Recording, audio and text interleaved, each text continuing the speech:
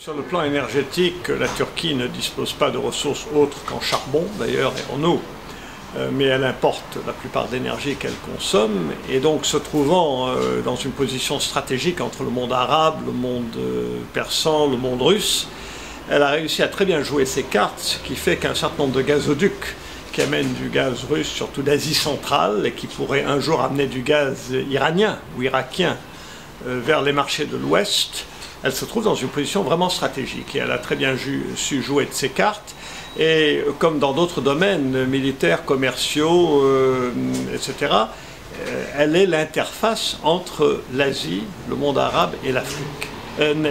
L'Asie, le Moyen-Orient, la Russie et l'Union européenne. Et je pense que de ce point de vue-là, elle a bien joué de ses cartes. Pourquoi ? Mais tout simplement parce qu'à Istanbul et à Ankara, il y a une mémoire de 600 années de bureaucratie ottomane, d'État ottoman.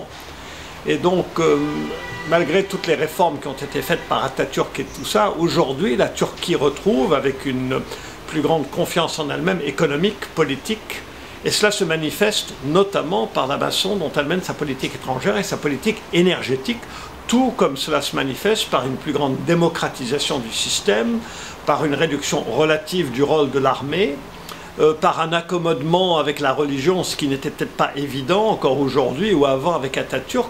Donc la Turquie est en train de réécrire en quelque sorte les règles du jeu qu'a institué Atatürk après la chute de l'Empire ottoman, mais en les matinant de démocratie, d'ouverture, de transparence, de beaucoup d'éducation privée. Il ne faut pas oublier qu'à Istanbul, la plupart des grandes universités sont montées par des grandes compagnies privées turques, ce qui donne une liberté d'expression, une façon de faire qui est extrêmement intéressante. Donc la Turquie joue bien de ses cartes.